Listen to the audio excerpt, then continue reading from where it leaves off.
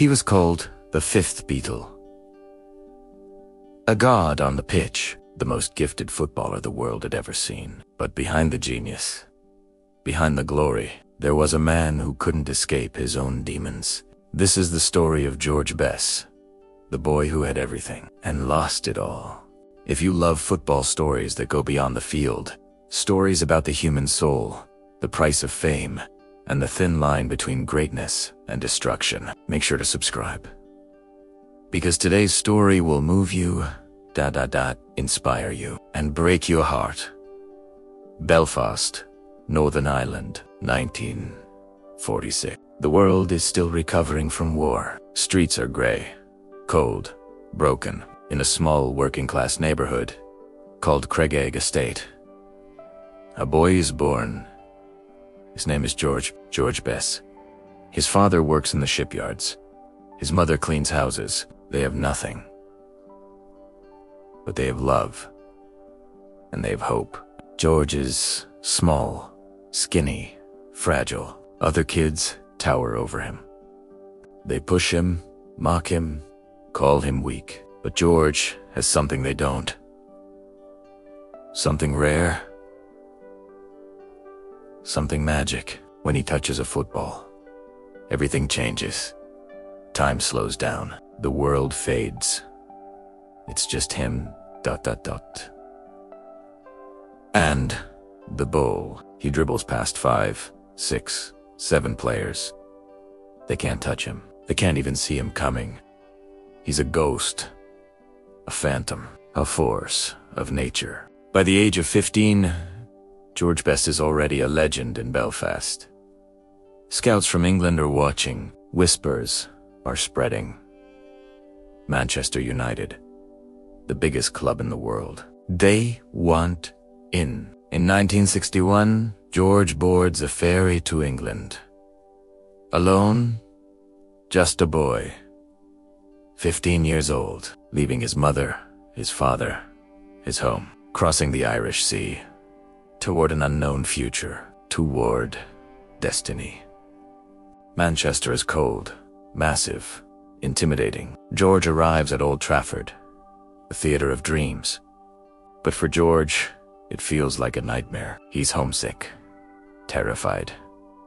He shares a room with another young player.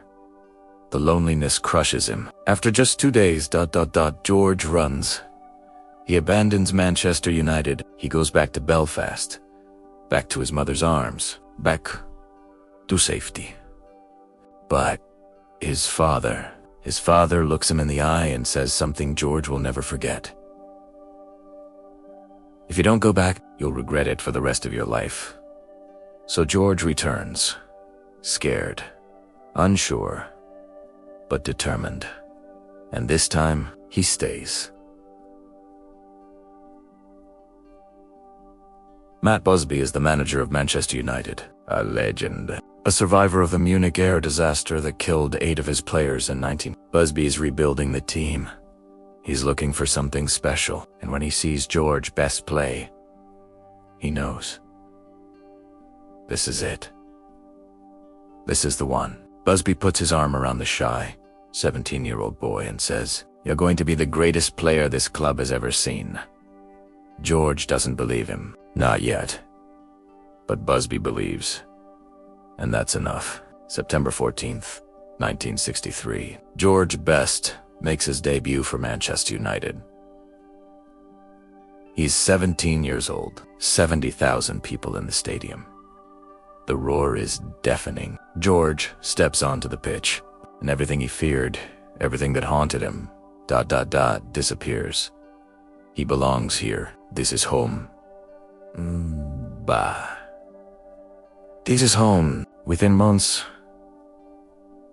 George Best is not just good, he's untouchable. Defenders can't get near him. He dribbles like the ball is glued to his foot. He scores goals that defy logic, defy physics, defy belief. The crowd chants his name. The newspapers call him a genius. And George, George is just getting started. 1968. Benfica, Lisbon. The European Cup quarter-final. Manchester United against one of the greatest teams in Europe. Benfica Stadium is a fortress. They call it the Stadium of Light. No English team has ever won there. The pressure is immense. Benfica equalize in the dying minutes. Extra time. The players are drained, broken. But George Best. George is just beginning. He receives the ball just outside the box. He glides past one defender. Then another. The goalkeeper rushes out. George dummies him, sends him the wrong way, and slots the ball into the empty net. Genius. Pure genius. Manchester United win 4-1. They are champions of Europe. And George Best, ... is the king. But every king has a weakness. And for George, the weakness is everywhere. The fame, the attention, the temptation, it's suffocating. It's intoxicating. It's addictive. George starts drinking. At first, just a glass of wine after games, then champagne at parties, then whiskey in the afternoons, then vodka in the mornings. He can't stop. He doesn't want to stop. The nightclubs, the women, the endless nights that blur into days. George Best is living two lives. On the pitch, he's still a god. Off the pitch, ... He's losing control, and everyone can see it. Matt Busby warns him. His teammates beg him. His family pleads with him. But George can't hear them anymore. The noise is too loud. The pain is too deep. He starts missing training sessions, showing up late, playing hungover. The press turns on him. The hero becomes the villain. The genius becomes the cautionary tale. And George Best, the boy from Belfast, who had everything, starts losing it all. 1972. George Best is 26 years old. He should be in his prime. The peak of his powers. But something is broken. Something inside him that no amount of talent can fix. He walks into Matt Busby's office at Old Trafford. The man who believed in him when no one else did. The man who called him the greatest. George looks at him and says the words that will haunt him forever. I can't do this anymore. He quits. George Best walks away from Manchester United. From the club that made him, from the game that saved him. He tells himself he needs a break. A rest. Time to think. But deep down, ... he knows. He's running again, just like he did when he was 15. But this time, there's nowhere to run. The newspapers explode. Best quits football. The genius gives up. The fans are heartbroken, angry, confused. How can someone with so much talent just walk away? How can someone so blessed throw it all away? But they don't understand. They don't see what George sees in the mirror every morning. A man drowning, a man suffocating under the weight of his own legend. George tries to come back. He returns to United a few months later, but it's not the same. The magic is fading. The spark is dimming. He plays a few more games, scores a few more goals, but his heart isn't in it. His body is betraying him. The alcohol is winning. In 1974, George Best plays his last game for Manchester United. He's 27 years old. Most players are just entering their prime. George is finished, but he can't let go. He can't accept that it's over. He signs with smaller clubs. Stockport County, Cork Celtic, Los Angeles Aztecs, Fulham, Bournemouth. He chases the ghost of who he used to be. He plays in front of tiny crowds in forgotten stadiums. People come to watch, not because they think he's great anymore, but because they want to see what's left of the legend. And what's left ... is heartbreaking. Off the pitch, George's life spirals further. He opens nightclubs. They fail. He invests in businesses. They collapse. He marries. Divorces. Drinks more. He drinks until he can't remember. He drinks until he can't feel. Friends try to help. Family tries to intervene. But George is trapped in a cycle he can't escape. The fame that once lifted him, ... now crushes him. In interviews, he tries to laugh it off. He makes jokes. He's charming, witty, self-deprecating. He says, "I spent a lot of money on booze, birds, and fast cars. The rest I just squandered." People laugh, but behind the smile, there's only... George has been fighting it for 30 years. By the late 1990s, George's health is failing. His liver is damaged beyond repair. Doctors warn him, if you don't stop drinking, you will die. George tries. He goes to rehab. Once, twice, 10 times. He wants to stop. He swears he'll stop. But the addiction is stronger. It always is. In 2002, George Best collapses. He's rushed to the hospital. Liver failure. Kidney failure. His body is shutting down. He needs a transplant. And miraculously, he gets one. A new liver. A second chance. A gift from a stranger who will never know they saved the life of a legend. George wakes up in the hospital. Weak. Broken. But alive. The world celebrates. The papers run headlines. Bestie's back. The king lives.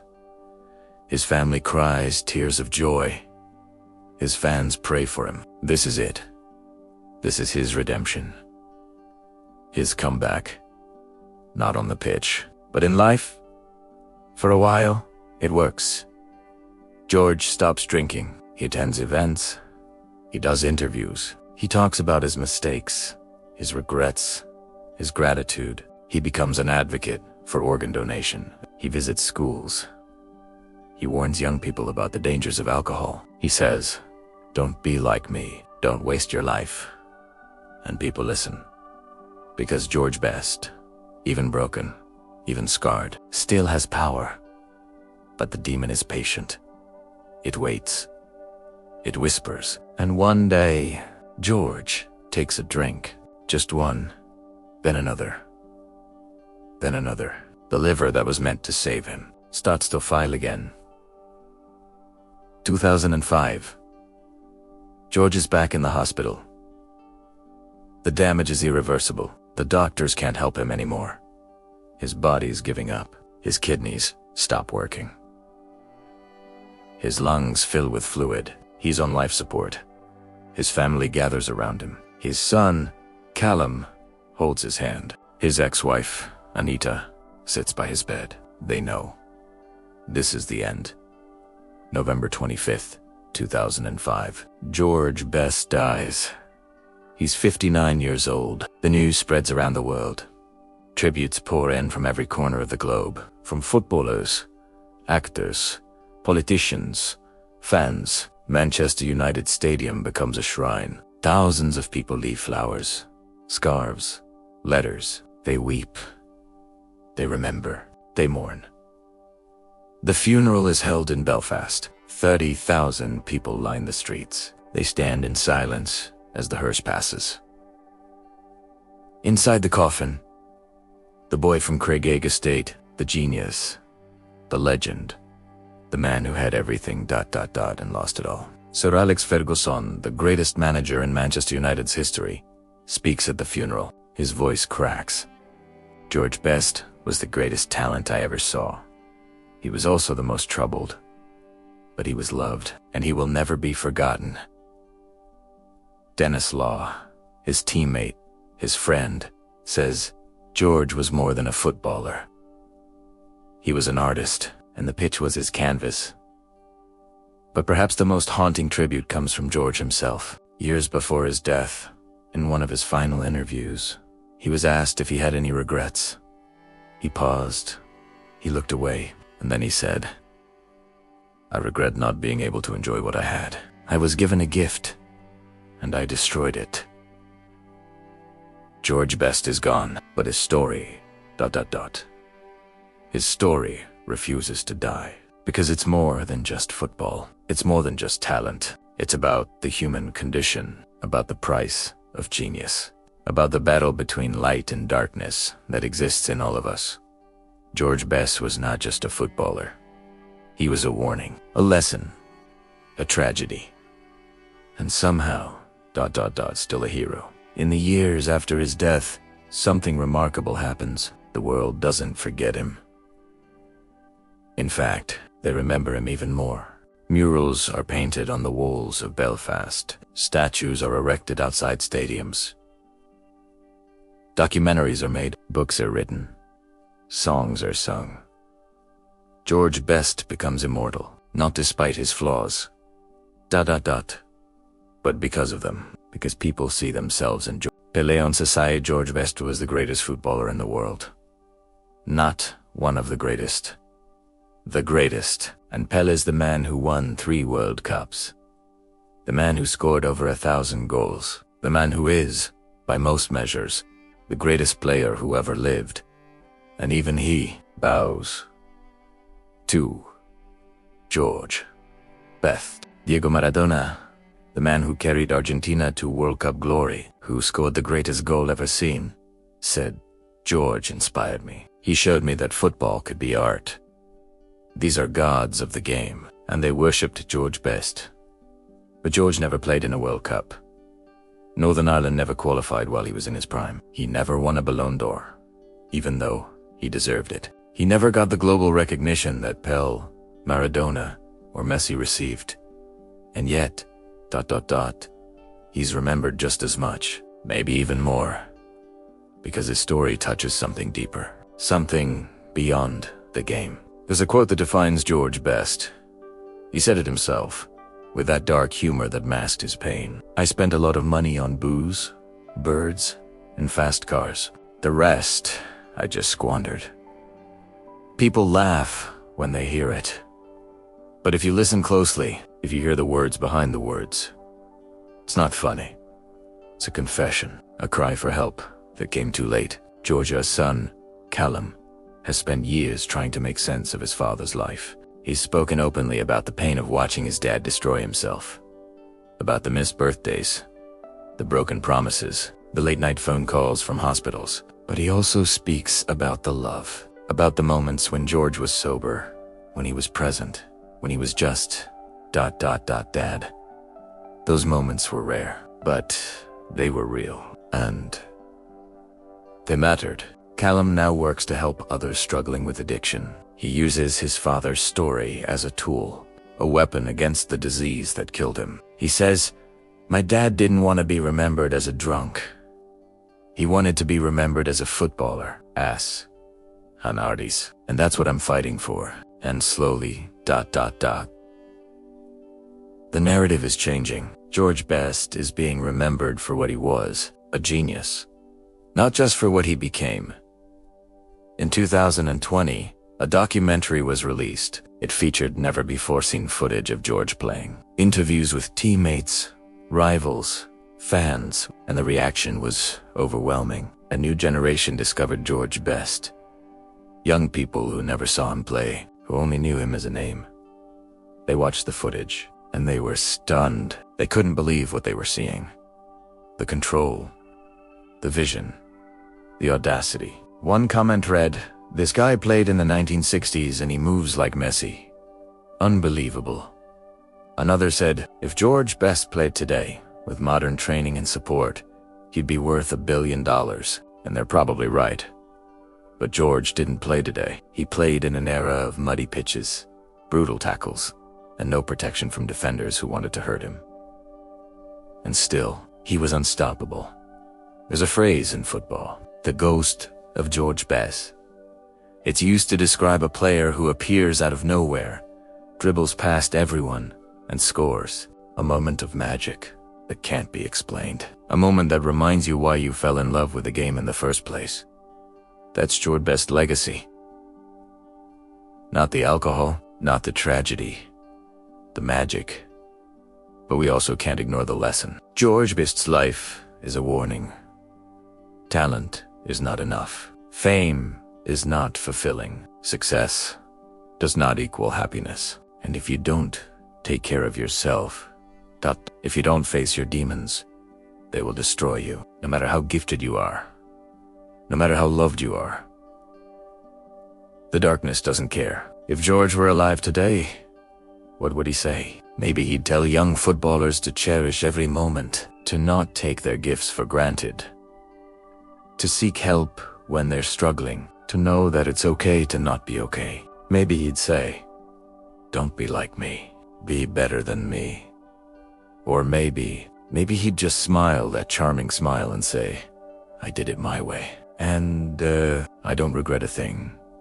Because that was George. Complicated, contradictory, captivating until the very end. Belfast still loves him. Manchester still loves him. The world still loves him. Because George Best. Then share Italiano. Share it with someone who needs to hear it. Share it with someone who's fighting their own battle. Share it with someone who loves football, or someone who doesn't. Because this story is bigger than football. And let us know, what story should we tell next? What legend should we honor? What life should we explore? Because there are so many stories out there, so many heroes, so many tragedies, so many lessons. But tonight is for George. George Bess, the boy from Belfast, the fifth Beatle, the genius who had everything, and lost it all, but who, in the end, gave us something priceless, a reminder that life is short, that talent is a gift, and that we should never, ever take a single moment for granted. Rest in peace, George, the king, the legend, the ghost that still haunts Old Trafford. You were the best. You always will be.